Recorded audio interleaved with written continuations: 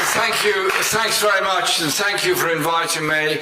And first of all, absolute well done to all those that organised this conference. Carrie was telling me this morning the amount of work that's been put in by volunteers to get this conference up and running, to get it organised, to get the delegates here, and to get the papers ready, and all the decisions that you made yesterday. Absolutely brilliant. Well done. Full of admiration for you for that. And obviously, I am very clear and fully understand that it is a decision for Scotland, in Scotland, by Scottish members, what the form the party should take in Scotland. Obviously, we work together at a UK level, that's obvious, but I fully understand that, and I'm very interested to see what the outcome of the vote is this morning on presumably demanding or otherwise a second referendum. And as far as I'm concerned, I've always had the position that if the people in Scotland and the Scottish organisations want a referendum to decide the future of Scotland, that is their choice. It should not be determined by the UK government in Westminster. And I think we have to make that very, very clear indeed. And it's great to be here in Dundee, an amazing city with an amazing past of labour movement, solidarity and organisation. And I see the work that we do in our party, your party, my party, the party, whatever, you know, as one that carries on that tradition of trade union and working class solidarity, of solidarity across national borders and international solidarity that goes with it. The struggles of the jute workers for decency and recognition, the struggles of shipyard workers and so many others for decency and recognition. And who can ever forget the struggle of the Timex workers to try to defend their jobs and their industry in Dundee.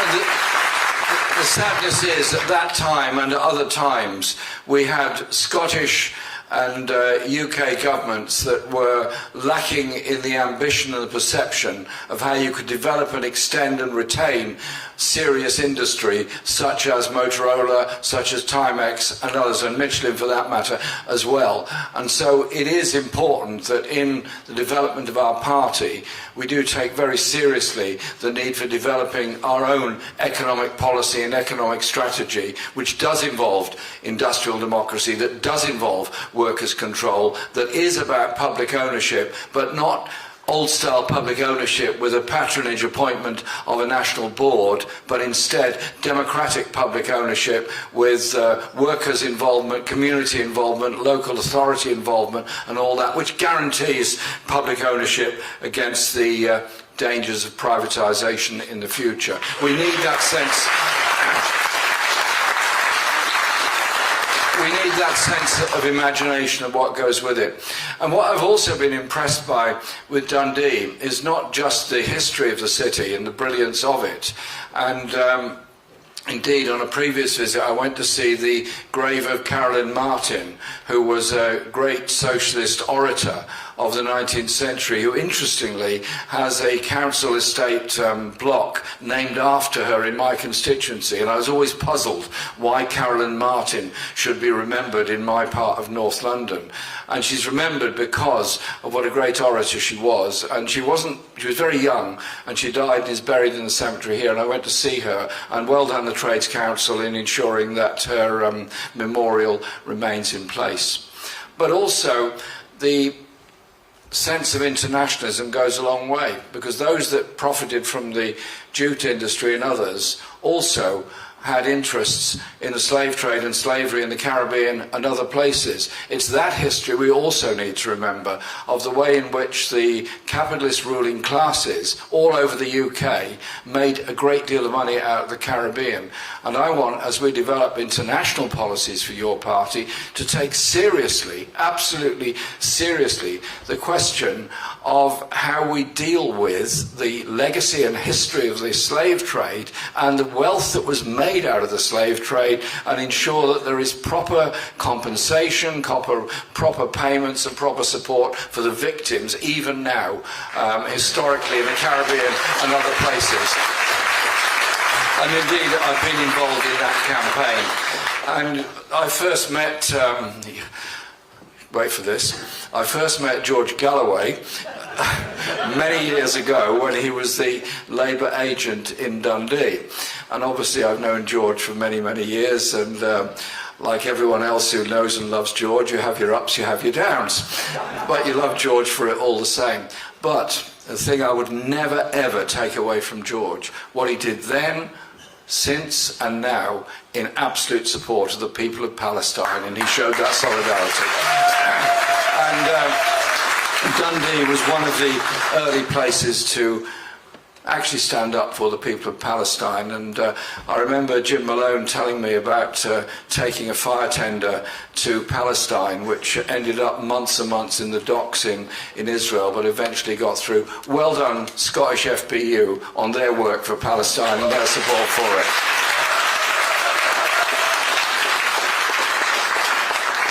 To say last week in Parliament was an interesting week would be something of an understatement. The Epstein files have come out. Mandelson's involvement in the Epstein files has come out. And obviously the Labour government's very existence is in a perilous position at the moment because of all of this. But this isn't an exciting moment in political theatre and drama. It is actually the product of something much, much longer in the battle of ideas and debate within the Labour Party, within the trade unions, within our society.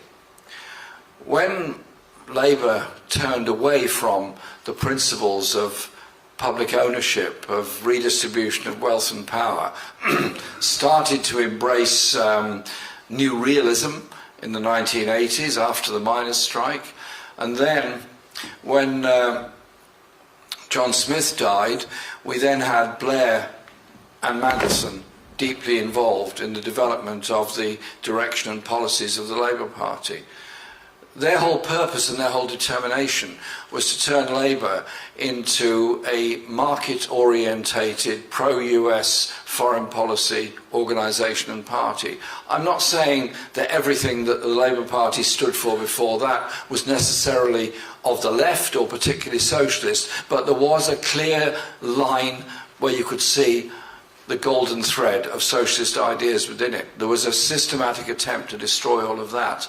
And the Blair government brought in private finance initiative, brought in market forces in local government and health in all parts of the UK, predominantly in England, but in all parts of the UK, and developed a foreign policy which we very well know about, which was, of course, supporting the US in its wars in Afghanistan and in Iraq. And we remember all of that. Throughout all of that period, the malign influence of Mandelson and his acolytes and this unseemly relationship between the right of the Labour Party, big money and big business, and media that were sympathetic to them.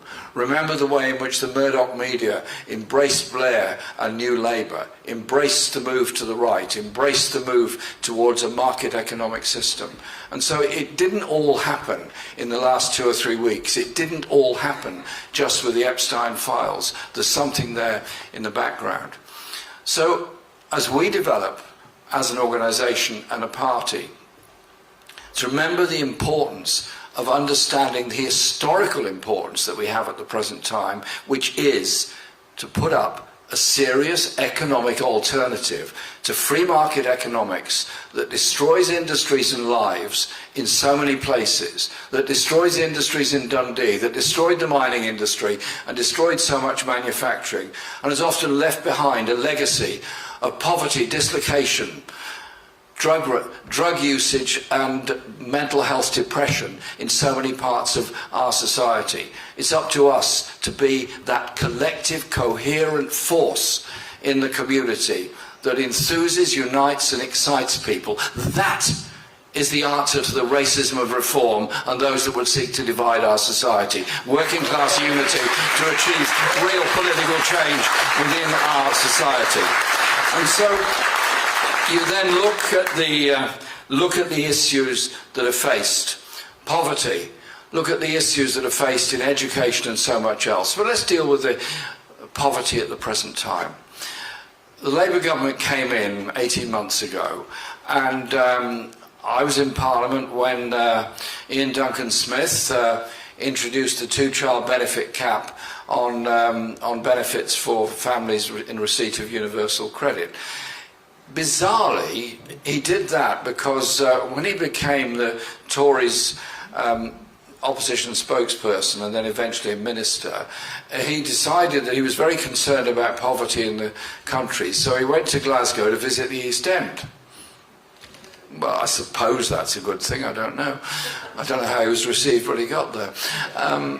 But he then concluded there was a lot of poverty in the East End of Glasgow. Wow. He'd obviously had a very careful visit to work all that out. And then came back and decided that a lot of families were very poor. Yeah. They certainly were and certainly are.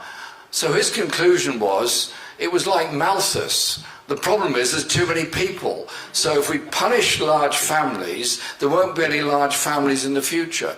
So he had this unbelievably horrible idea that we would take benefits away from the third, fourth, fifth, or however many children there were in a family, in order to punish the family for being too big, in order to encourage them not to have so many children in the future. What kind of immorality is that? What kind of 19th century thought is that? How disgusting is that? And then it could and should have been ended there and then, in July 24. It wasn't. It was only after a significant campaign that eventually the government came up with the bill they did, which went through last week.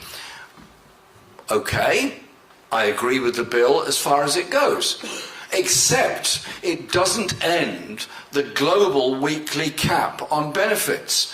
So it means that 25,000 more children across the UK will no longer receive benefits because they fall outside of the global cap on a family household income. So they haven't solved the problem. They've helped a lot of children, yes, good, but they've left some out. And it seems they don't understand this. In exactly the same way that personal independence payments were put under threat. They announced they were going to save £5 billion in personal independence payments and take it away from many of those people in receipt of it. That created, obviously, huge opposition. I called a public meeting. Recording stop. Recording in progress. I'm glad about that. I hope you're recording from the very beginning.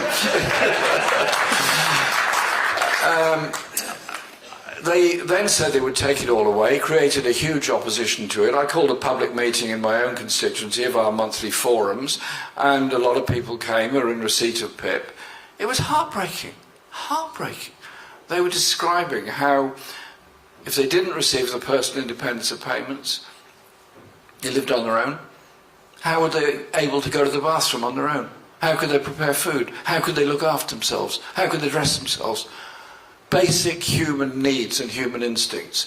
The government eventually, under a lot of pressure, backed off and then said it would be for the next generation of recipients, then backed off on that and put it all on hold, while an inquiry is taking place, led by the Minister Stephen Timms, with civil service support.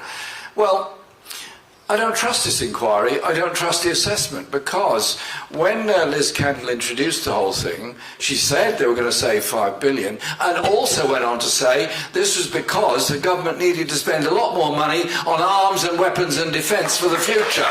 Well, given the choice, I know what choice I'd make, and I know what choice everyone in this hall would make, given that sort of choice. And so here's the thing. We're a big party. We've got across the UK just shy of 60,000 members, and no doubt we're going to get many, many more. We've got lots of friends and lots of supporters all over the country. That will include many people who are in receipt of a whole range of benefits, including personal independence payments. How about this? That we set up our own commission, peopled entirely by those in receipt of disability benefits, to look at the levels of poverty within that community and look at the levels of needs within that community. Because if we don't, we're kind of accepting that those with disabilities will somehow or other miraculously be looked after by family and friends. What it really means is the state saves money on the benefits, knowing full well it's predominantly women who will give up their jobs, their careers and their lives in order to care for people they love, when it should be, in the principle of a welfare state, the decision of the whole community to do that. Let's be the party that advocates for justice for all those with disabilities and all those with disability needs, to end the poverty amongst those with disabilities. We can do that, you know. We can achieve that.